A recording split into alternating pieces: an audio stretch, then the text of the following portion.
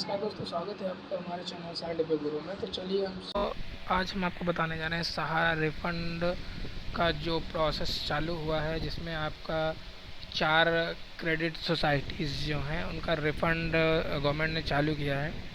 तो उनका हम आवेदन कैसे करेंगे, तो इसका सारा प्रोसेस हम बताने जा रहे हैं। जो आपको इस वीडियो में स्टेप बाय स्टेप सारी जानकारी मिलेगी।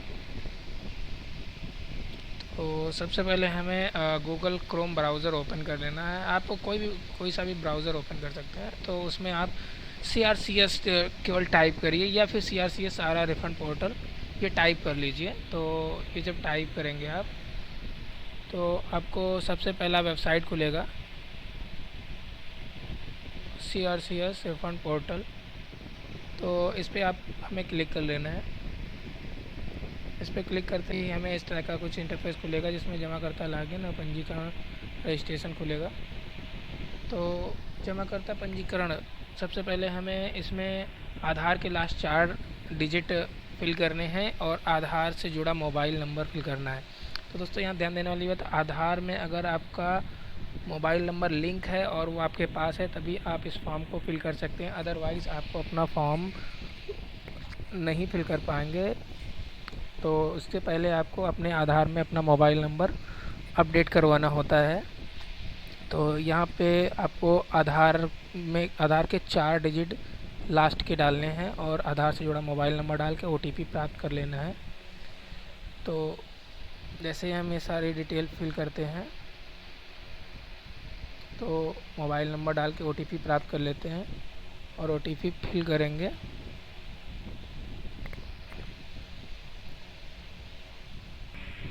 तो दोस्तों जैसे ही हम जमाकर्ता लॉगिन पे क्लिक करते हैं, तो लॉगिन जो हमारा रजिस्ट्रेशन हो चुका होता है ना, उसके बाद हमें वही आधार के लास्ट 4 डिजिट और रजिस्टर्ड मोबाइल नंबर डाल के OTP फिर से प्राप्त करना होता है। तो हम लॉगिन होते हैं उस पेज में। तो उसमें लॉगिन जैसे ही हम होंगे, तो हमें कुछ इस प्रकार का पेज ओपन होकर दिखाई पड़ता है। तो इस पेज में हमारे आधार से सारी डिटेल आ जाती है। तो इसमें पूरा नाम आपका आ जाएगा, जो भी आधार पे होगा, जन्म तिथि, डेट ऑफ बर्थ आ जाएगा, पिता का नाम और आधार सीडेड बैंक अकाउंट। यहाँ पे ध्यान देने वाली बात है दोस्तों, जो आपके आधार से बैंक अकाउंट सीड है, जिसमें आपको पैसा प्राप्त होगा इसका रिफंड का, वो अकाउंट आपको यहाँ शो हो जाता है। हाँ, अगर दोस्तों यहाँ पे आपका अकाउंट, मान लीजिए आपके आधार से कोई भी अकाउंट लिंक नहीं है, तो आपका जो आधार वेरिफिकेशन होता है, आधार का OTP आता है, ये प्रोसेस आपका आगे बढ़ेगा ही नहीं। तो इसमें कुछ लोगों का हमने किया है, तो वहाँ पे उनका आधार से अकाउंट सीड नहीं था। तो सबसे पहले वहाँ पे एक फॉर्म दिखा देगा, आधार बैंक सीडिंग फॉर्म, वो आपको प्रिंट कर लेना है। उसमें अकाउंट नंबर फिल करके, डिटेल फिल करके अपनी ब्रांच में जमा कर देना है। तो वो तुरंत ही आपका अकाउंट सीड कर देंगे। मुश्किल से 1 घंटे के अंदर आपका अकाउंट सीड हो जाएगा। उसके बाद आप जब फिर से अप्लाई करेंगे, तो यहाँ पे आधार सीड बैंक अकाउंट आ जाएगा और ये स्टेप खुलेगा तभी जब आपका अकाउंट सीड होगा, अदरवाइज़ ये स्टेप ही नहीं खुलेगा। तो इसके आधार अकाउंट से ये हमारी सारी डिटेल आ जाती है। और ईमेल आईडी होता है, ये वैकल्पिक होता है। इसमें आप मेल आईडी जो भी आप चाहें डाल सकते हैं, अपना डाल सकते हैं। तो इसको डालने के बाद ईमेल सहेजे पे क्लिक करना होता है। हमें सहेजेंगे तो हमारी ईमेल यहाँ पे फीड हो जाएगी। फिर अगला बटन पे क्लिक करेंगे जो दिया हुआ है। तो इस बटन पे हम क्लिक करके हमें कुछ इस प्रकार का इंटरफेस खुलेगा। तो इस प्रकार के इंटरफेस में अभी हमारा मेन पेज है।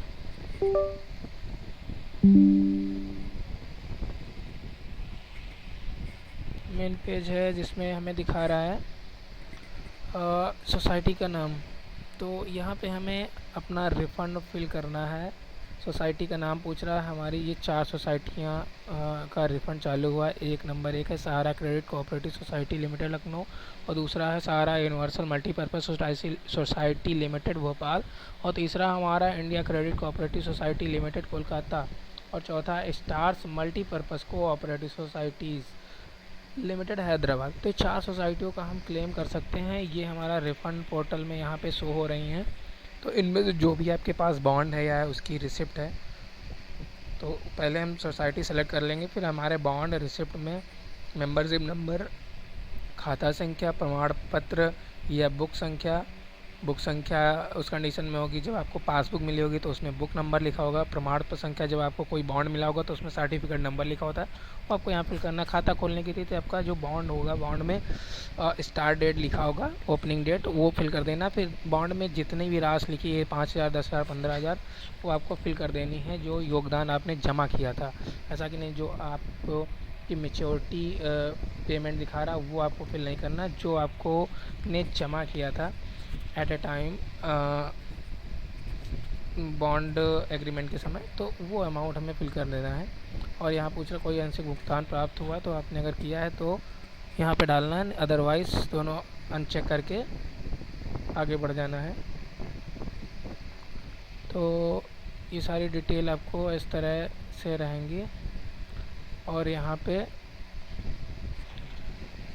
पे आपको जमा प्रमाण पत्र अपलोड करना होता है। जमा प्रमाण पत्र वो होता है जो आपको रसीद होती है जिसमें कोई भी प्रूफ होता है, रसीद, पासबुक या बॉन्ड आपके पास है, तो वो यहाँ अपलोड करना है। और यहाँ ध्यान देने वाली बात है कि यहाँ पे आपको जेपीजी फॉर्मेट में 200 केबी के अंदर का ही अपलोड करना है। तो जेपीजी फॉर्मेट में मान लीजिए हमारे पास एक बॉन्ड है, उसको 200 केबी में बनाना है। अगर एक ही बॉन्ड है तो चलिए अपलोड हो जाएगा किसी तरह। और अगर हमारे पास पासबुक है और पासबुक में तो 3-4 पन्नों में स्टेटमेंट सारा लिखा हुआ है, रिसिप्ट नंबर, तो हम उसको 200 केबी में कैसे बनाएंगे, तो इसका हम प्रोसेस आपको बता रहे हैं। तो चलिए हम दिखाते हैं आपको एक बॉन्ड को रिसाइज करके 200 केबी का। तो सबसे पहले किसी बॉन्ड को हम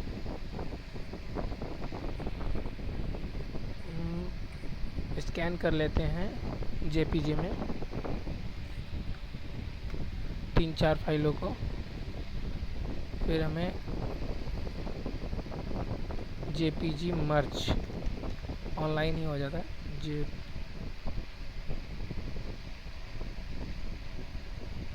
JPG to JPG merge converter, ये हमारे हिसाब से बेस्ट है, इसी पे हम क्लिक करेंगे। और जितने भी हमारे स्टेटमेंट हैं या पासबुक का first page, second page, third page, तो वो हम इसमें लिंक कर लेंगे। जैसे मान लीजिए हमारे पास ये बॉन्ड है, ये बॉन्ड है, ये तीनों हमें एक में बनानी है, चारों हमें एक में बनानी है, तो हम सबको पहले जेपीजी में कर लेंगे। फिर हम ओपन कर लेंगे इस पर, उसके बाद मर्ज पे क्लिक कर देंगे।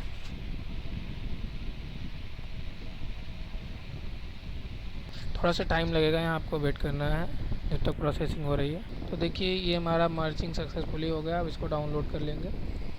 तो ये हमारा डाउनलोड हो चुका है। हम इसको दिखाते हैं आपको किस तरह से मर्ज हो गया है। ये देखिए सारा एक ही जेपीजी में मर्ज हो गया है। और इसके साइज़ की बात करें तो इसका साइज़ भी हम आपको दिखा देते हैं। इसका साइज़ है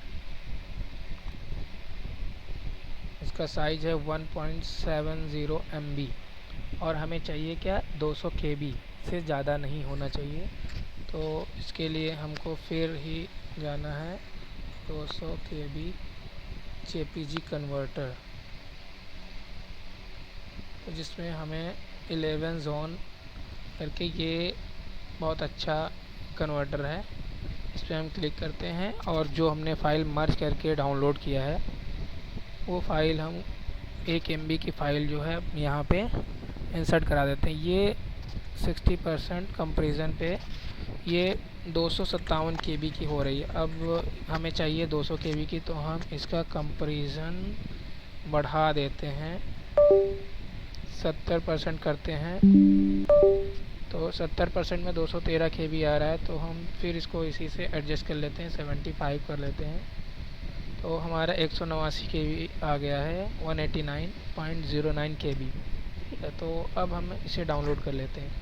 अब देखिए दोस्तों, हम दिखाते हैं, बिल्कुल भी ये इमेज फटेगा नहीं और हमारा रिसाइज भी हो गया 4 फाइलों का एक में। ये देखिए ये दिख रहा है एकदम छोटे में, लेकिन जैसे ही हम इसको जूम करेंगे कुछ भी इसमें फटेगा नहीं, पूरा एक्यूरेट आएगा। दोस्तों इसको हमें वहीं पे अपलोड कर लेना है, यहाँ पे अपलोड कर लेना है। अपलोड करने के बाद ये इस तरह का बाउंड होता है। इसमें मेंबरशिप नंबर यहाँ होता है, मेंबरशिप नंबर होता है, सर्टिफिकेट नंबर होता है और रिसिप्ट नंबर होता है। रिसिप्ट नंबर के बाद अकाउंट नंबर होता है और ये जो अमाउंट होता है हमारा जो भी हम अमाउंट जमा करते हैं वो हमें यहाँ पे मेंशन होता है। हमें ये फिल करना है, मैच्योरिटी अमाउंट नहीं फिल करना है, ये हमें फिल करना है। और अकाउंट ओपनिंग डेट में हमें ये अकाउंट ओपनिंग डेट डालनी है, मैच्योरिटी डेट नहीं डालनी है। ठीक है दोस्तों, तो इस तरह से ये हमारा बॉन्ड है। तो बॉन्ड में हम चलिए फटाफट सारी डिटेल फिल कर लेते हैं। यहाँ पे डिटेल फिल कर लेंगे अपना, जिस भी सोसाइटी का है सोसाइटी चूज़ करके, सदस्यता नंबर, खाता संख्या, प्रमाण पत्र नंबर फिल करके, और जो हमने 200 KB की फ़ाइल बनाई थी वो अपलोड कर लेंगे। अपलोड करने के बाद कुछ इस तरह का, एक बॉन्ड है तो आपका एक बॉन्ड का ये रो हो जाएगा, दूसरा बॉन्ड है तो उसकी रो ये हो जाएगा, तीसरा बॉन्ड। इसी तरह हमारे पास जितने भी बॉन्ड है सारे बॉन्ड एक ही बार में फिल कर लेंगे, क्योंकि रिफ़ंड प्रोसेस में दोबारा हम रिफ़ंड के लिए अप्लाई नहीं कर सकते हैं। तो ध्यान रखें कि अगर हम रिफ़ंड के लिए एप्लीकेशन भर रहे हैं फॉर्म, तो एक ही एप्लीकेशन में सारे रिफ़ंड क्लेम दर्ज कर लें। उसके बाद अगला पे क्लिक करेंगे, ये बटन दिया हुआ है, तो अगला पे क्लिक करेंगे तो हमारे पास जितना भी मैंने फॉर्म भरा था तो उसमें सारी डिटेल हमारे एक दावा प्रपत्र में जनरेट हो जाएगी। तो हमें दावा प्रपत्र जनरेट पर क्लिक करना है, तभी यहाँ पे अगला आगे नेक्स्ट भरने का ऑप्शन आएगा। तो हम दावा प्रपत्र जैसे जनरेट करते हैं तो हमारा अगला का ऑप्शन आ गया, और यहाँ पे हमें फ़ोटो चिपका लेना है। चलिए हम दावा प्रपत्र दिखाते हैं आपको, हमने इसको PDF बना के रखा हुआ। तो ये हमारा दावा प्रपत्र दिखाते हैं आपको। ये कुछ इस तरह का होता है, जहाँ पे हमने फ़ोटो लगाया है और यहाँ पे हमें क्रॉस साइन करना होता है। फिर अंगूठा लगाते हैं तो अंगूठा लगवा लेना है कस्टमर का। ये उनकी सारी डिटेल हो जाती है, जो भी बैंक खाता है उनके आधार से लिंक हो जाएगा, वो ऑटोमेटिक यहाँ पे आ जाएगा। और इसके बाद जितने भी हमने क्लेम दर्ज किए हैं, 3 क्लेम हैं, तो तीनों यहाँ पे दिखा दिया है उन्होंने उनका। और फिर यहाँ पे उन कस्टमर का सिग्नेचर करवाना है, कस्टमर का सिग्नेचर करवा लेना है यहाँ पे। और सिग्नेचर करवाने के बाद नीचे हमें यहाँ पे मोबाइल स्थान डाल देना है और मोबाइल नंबर फिल कर लेना है। उसके बाद इसको PDF में PDF में हमें स्कैन करके अपलोड करना है। तो ये हमारा, जब दावा प्रपत्र जनरेट करेंगे तो अगला पे क्लिक करने के बाद हमारा इस तरह का इंटरफेस खुलेगा, जिसमें दावा आवेदन पत्र अपलोड करना है, वो यहाँ पे अपलोड करेंगे। उसके बाद प्रूव करके चेक कर लेंगे हमने सही दावा प्रपत्र अपलोड किया है। फिर यहाँ पे पैन नंबर का ऑप्शन सभी में नहीं खुलता है। जिन कैंडिडेट्स का 50,000 या 50,000 से ऊपर का क्लेम का वैल्यू बन रहा है, 50,000 से ऊपर रुपए का या 50,000 रुपये तक का क्लेम वैल्यू बन रहा है, उनका ही ये कॉलम खुलेगा। अदरवाइज़ 50,000 से नीचे रुपए का आपका क्लेम है तो वहाँ पे ये पैन कॉपी अपलोड नहीं करने के लिए ऑप्शन खुलेगा। तो पैन अपलोड वहाँ पे नहीं करना है, वहाँ खुलेगा ही नहीं ऑप्शन, ये ऑटोमेटिक होता है। अगर इसका डेट का 50,000 रुपये क्लेम है तो इसमें हम पैन नंबर दर्ज कर लेंगे और पैन की PDF एक जनरेट कर लेंगे, बना लेंगे स्कैन करके, और वो अपलोड कर देंगे। यहाँ दावा प्रपत्र जो आपको दिखाया वो अपलोड करेंगे और यहाँ पे पैन कॉपी अपलोड कर लेंगे। ये दावा प्रपत्र हमने किया, यहाँ पे अपलोड कर लिया है, प्रीव्यू कर लिया है। उसके बाद हम पैन कार्ड यहाँ अपलोड कर लिया है और यहाँ पैन नंबर फिल करने जा रहे हैं। पैन नंबर हमने फिल कर लिया है। पैन नंबर फिल करने के बाद अपलोड पे क्लिक करेंगे। ऐसे अपलोड पे क्लिक करेंगे, दस्तावेज सफलतापूर्वक अपलोड किए गए हैं, अगले चरण पर जाएं, इस तरह का आपको ऑप्शन दिखेगा। तो इसका मतलब आपका सारा डिटेल अपलोड हो चुका है। और नेक्स्ट अगले चरण के लिए नीचे ऑप्शन पे क्लिक करेंगे। ऐसे आगे जाएंगे तो आपको कंफर्मेशन पेज दिखा देगा। इस तरह का आपका कंफर्मेशन पेज शो हो जाएगा, जिसमें आपको लिख के आ रहा है, धन्यवाद, आपका दावा आवेदन संख्या दिनांक, ये आवेदन संख्या दे दिया, दिनांक 24 अगस्त 2023 को 23 प्राप्त हो गया है और SCCSL को भेज दिया गया है, जो 30 दिन के भीतर अपनी सिफारिश देगा। ठीक है। इसके बाद निर्णय SMS और पोर्टल के माध्यम से 15 दिन के भीतर, यानी CRCS पोर्टल पर दावा आवेदन जमा करने के 45 दिन के भीतर सूचित किया जाएगा। कैसे सूचित होगा? वो SMS के माध्यम से आपको सूचित किया जाएगा। तो आपको ये 30 दिन के भीतर यहाँ भेजा जाएगा, 15 दिन के बाद माध्यम से ये 30 दिन के भीतर सिफारिश देगा और इसके बाद निर्णय 15 दिन के बाद होगा। तो टोटल 45 दिन के भीतर सूचित किया जाएगा। यही प्रिंट आपको निकाल के कस्टमर को दे देना है। ये सारा प्रोसेस था आपका सहारा रिफंड पोर्टल का। इस तरह से आप करेंगे तो आपका फॉर्म 100% फाइनल होगा और ये प्रिंट आपको दे देना है। तो दोस्तों, ये था आपका सहारा रिफंड पोर्टल का। रिफ़ंड कैसे फिल करेंगे, क्या क्या डॉक्यूमेंट लगेंगे, क्या साइज़ रहेगा, इसकी पूरी जानकारी हमने आपको इस वीडियो में दी है।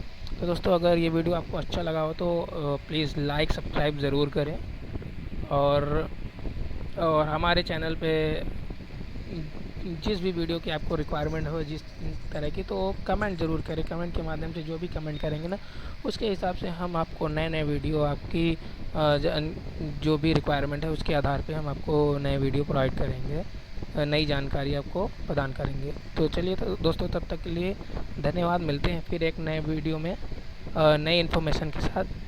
तब तक के लिए दोस्तों बाय बाय। तो दोस्तों, अगर वीडियो आपको अच्छा लगा तो लाइक सब्सक्राइब ज़रूर करें और हमारा उत्साह बढ़ाएं, ताकि हम आपके लिए नए नए वीडियो लाते रहें इसी तरह इन्फॉर्मेटिव वीडियो। तब तक के दोस्तों, नमस्कार, जय हिंद, जय भारत।